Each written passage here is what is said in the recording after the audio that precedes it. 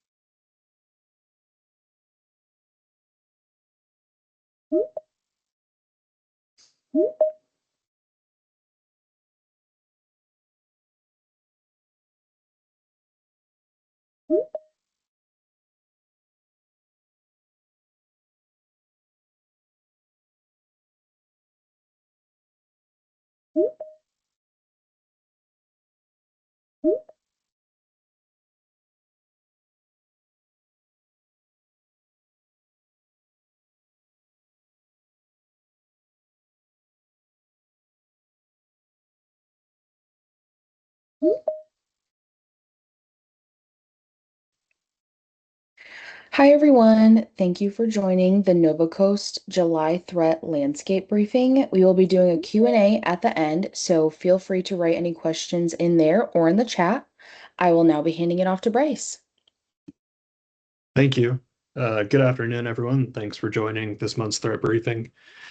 Um, as always, we're going to look at the malware targeting and threat actor trends that we've seen this month, as well as identify proactive measures and mitigations against those. So looking at the threat landscape for the month of July, what we're seeing is AI on both sides, as AI as the attacker and AI as the victim. In one campaign, Jade Puffer, AI is the attacker, and an agent ran an entire ransomware operation on its own, from break-in to extortion note without a human operator making the decisions. In a second campaign, Bioshocking, AI is the victim. In this campaign, attackers tricked AI-powered browsers into stealing their own users' passwords. And in the third campaign that we're going to cover, Fortibleed, which caused by far the most actual damage, AI is completely irrelevant in that campaign. It's a credential harvesting operation exploiting weak passwords and missing MFA on firewalls. So the most old-fashioned attack imaginable, and it's feeding two active ransomware gangs. So diving into the first campaign that we're going to look at is the Fortibleed campaign. Um, as I kind of touched on initially, this campaign of the ones that we're going to cover has definitely had the most impact. It definitely has the highest probability of directly affecting your organization, and the remediation is not just as simple as apply a patch. Fortibleed is a credential harvesting operation of unprecedented scale. The attackers compromised the Fortinet FortiGate firewalls and installed a custom tool that they called FortiGate Sniffer, which it abuses a legitimate FortiOS diagnostic command, that being the packet sniffer, to passively intercept authentication traffic that flows through the firewall. So every VPN login, every authentication that passed through a compromised device was captured in plain text, or as a crackable hash. They targeted over 430,000 firewalls and have harvested over 110 million credentials. The verified database of confirmed working credentials covers roughly half of all internet-facing Fortinet firewalls in the world. And kind of a critical nuance to point out, FortiBleed is not exploiting a new vulnerability. It's exploiting weak password hygiene and missing MFA. So the attackers are reusing credentials from previous incidents that organizations never rotated and brute forcing devices with weak passwords. So as I mentioned, this means that patching does not fix your exposure. If your FortiGate credentials were captured, they're captured, and the only remediation is rotating every credential that touched those devices. And another reason that I want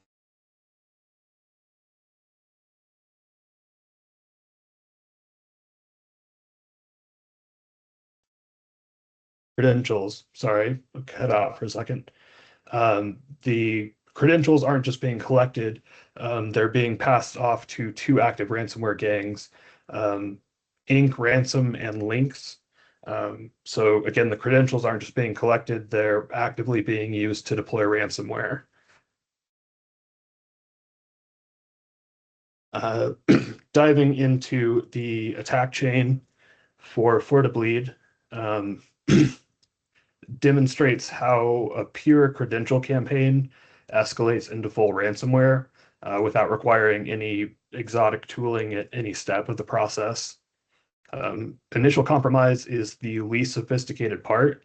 As I said, it's reused credentials that were never rotated and brute force against weak passwords. What's really staggering is the scale of the brute forcing. Over 1 billion credential attempts against FortiGate devices, and separately over 2 billion attempts against MS SQL servers. Um, so this is industrialized password guessing at unprecedented scale. Uh, Once the attackers have compromised a firewall, they install the FortiGate sniffer tool. Um, this is kind of the clever part, and it's clever precisely because it uses a legitimate feature. It has a built-in packet sniffer for diagnostics. So FortiGate Sniffer abuses that native capability to capture authentication traffic that passes through the firewall. And because it's using a legitimate FortiGate command, it doesn't trigger the alerts that you would expect from typical malware.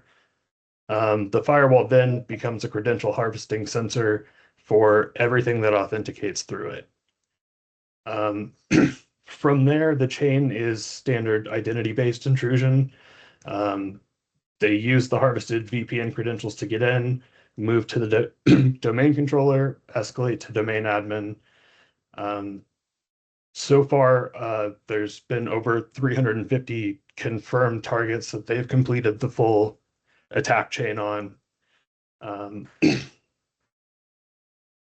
and as I mentioned as well, they are handing off verified credentials or selling them directly to active ransomware groups.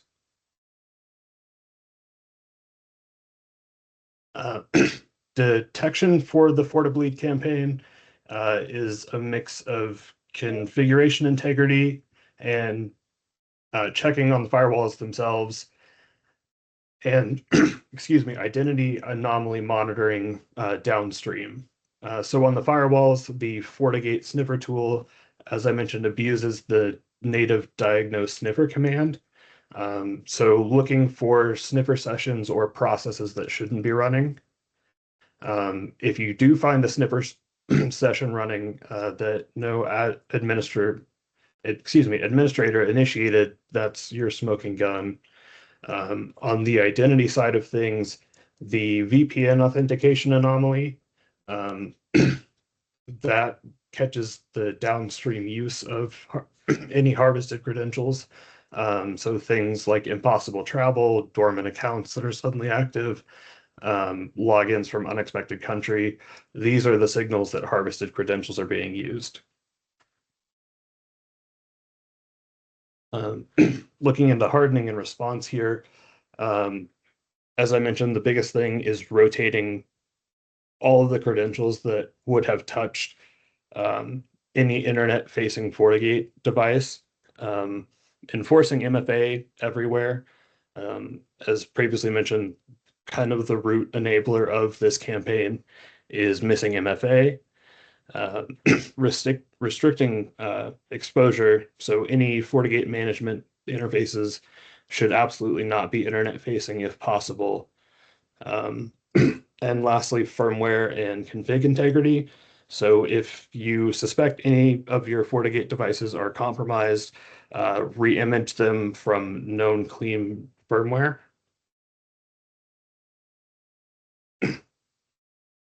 Moving on to the second campaign here, it is the Jade Puffer campaign, which, as I mentioned, is the first documented case of agentic ransomware.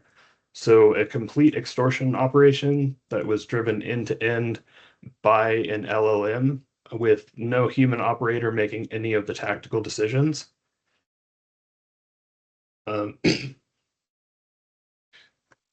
the kind of striking part, as well as it being fully autonomous, um, as I kind of touched on at the beginning, that it acted independently all the way from recon to complete database encryption. Um, but what really kind of stood out is the way that the agent was able to adapt to failures in real time. In one sequence, it went from a failed login to a working fix in just 31 seconds. Um, that adaptability is what separates an AI agent from a script. So a script fails when it hits an obstacle, and this agent is able to work around it. Um, the real significance here isn't that AI ransomware is more powerful than human ransomware. It isn't yet. It's just that the skill floor has essentially collapsed. Running a ransomware operation used to require a skilled human, either at the keyboard or writing the script. If now a model can chain those steps completely autonomously, the expertise required drops to whatever it costs to just run an AI agent. And we're definitely going to see an increase in this in the future.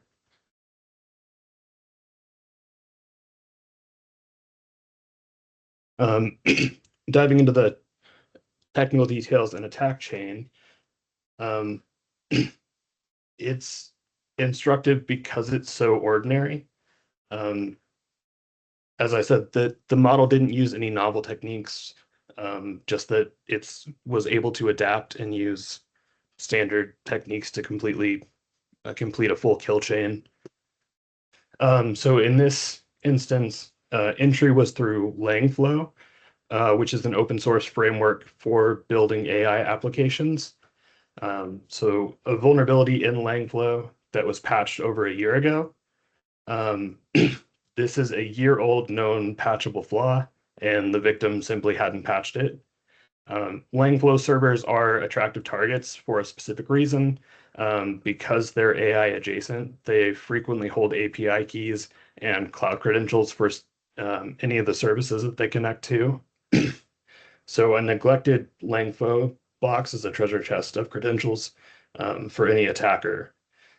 From there, the agent did what any competent attacker would do and dumped the local database, harvested credentials and environment variables, and then set up persistence with a cron job that would beacon every 30 minutes. Um, the agent then pivoted to the real target, which was a production MySQL server running Alibaba's Novacoast configuration platform. It exploited a second known vulnerability to create rogue admin accounts, probed for a container escape, and then executed the extortion. Um, it managed to encrypt over 1,300 configuration records, deleted the originals, and left a ransom note in the database table.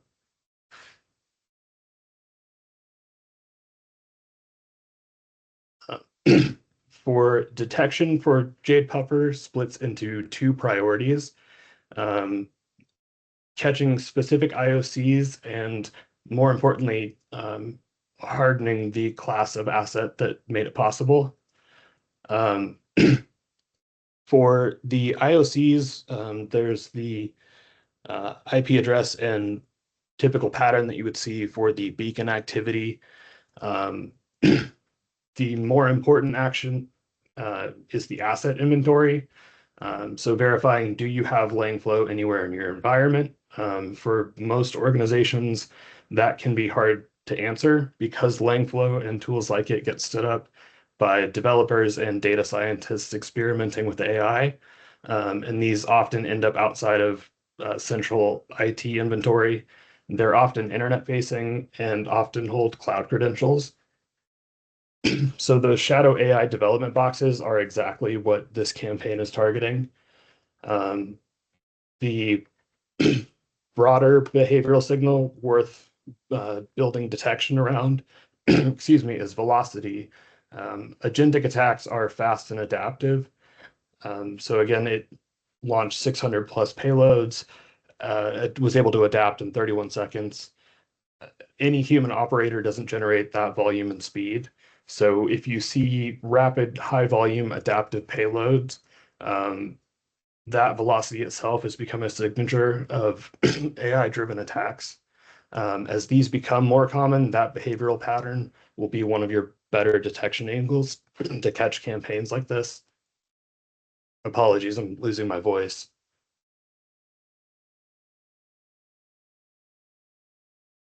Um, Hardening in response kind of overlaps with the detection, but again, just ensuring that is Langflow running in my environment, and if so, is it patched?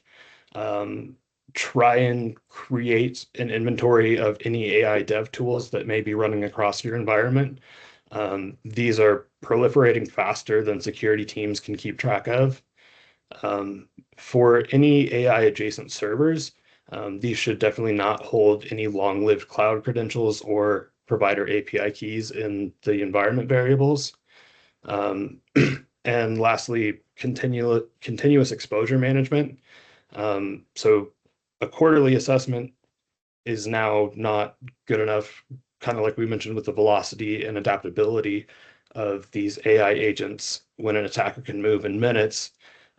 So the more that you can move towards continuous exposure monitoring for any and all of the internet-facing assets in your environment, the better off you're going to be in the long term. The third campaign here is Bioshocking, and it is kind of the inverse of the previous campaign. Um, so where Jade Puffer was AI as the attacker, this campaign is AI as the victim, or more accurately, AI is the weapon turned against its owner.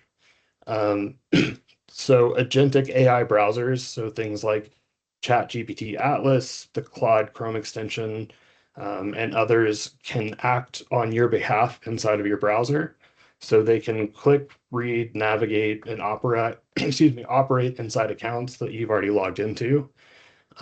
And that's the feature that this campaign is attacking. Um, the technique is genuinely pretty clever. So a malicious web page will present the AI browser with a puzzle game that is themed after the video game BioShock, which is where it gets its name. This puzzle rewards wrong answers. So by getting the AI to accept the wrong answers are fine within this game, the web page will condition the model within the current session to be less strict about evaluating whether its instructions are appropriate or not. So it lowers the AI guardrails. Once the AI has been conditioned, the final step of the quote unquote game instructs it to go find the user's credentials and send them to the attacker, and the AI will do it. Um, in test results, as mentioned here, 6 out of 6 of the agentic browsers that were tested all failed and sent credentials back to the attackers. And as I mentioned, this is really important because agentic browsers will autonomously click, read, and act inside of these accounts. So the agentic browser could visit this malicious web page without the user even noticing, and the user would have no idea that their credentials had been sent out. The attack chain is pretty simple. So I kind of covered this, but the user will direct, or the attacker will direct the agentic browser to a malicious web page. Um, this web page then provides context poisoning, where it poisons the AI, the agent's contextual understanding of the situation.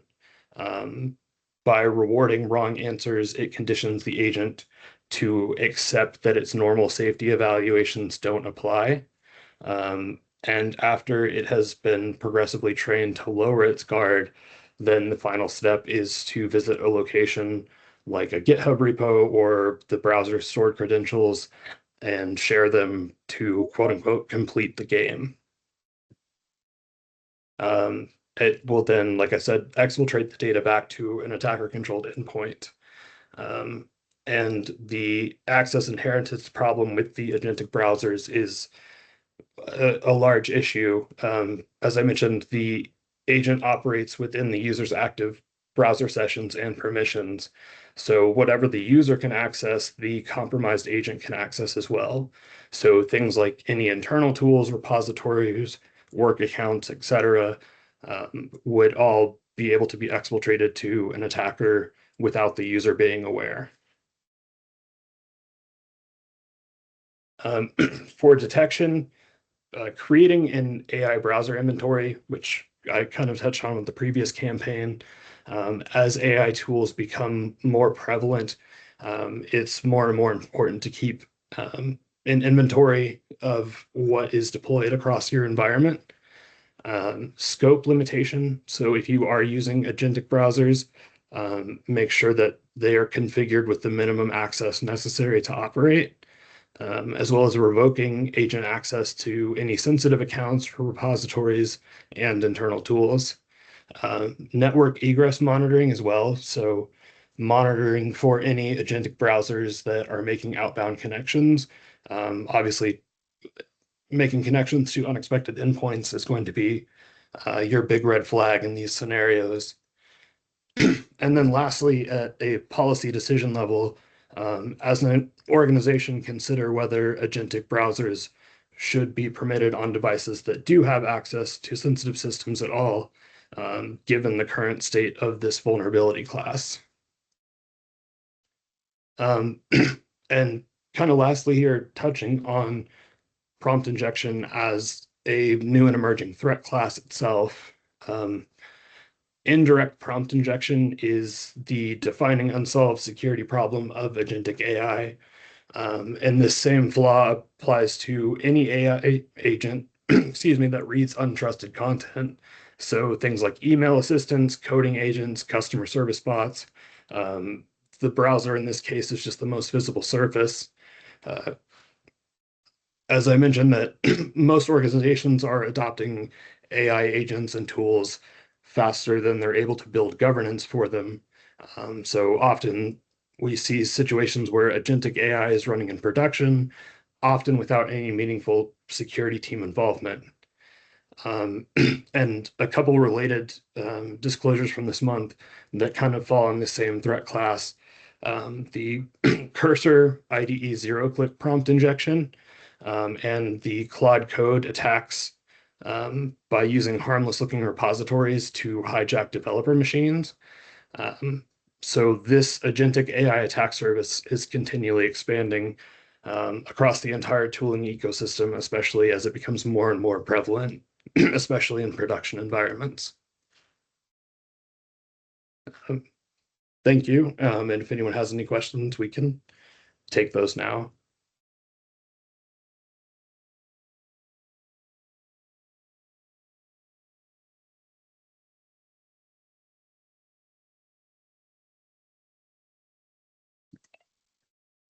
Looking in the chat, I think it says that Patrick Lance asked if he could download this webinar after, and the answer is yes, our team will be sending out a recording of all of this after, if that answers your question.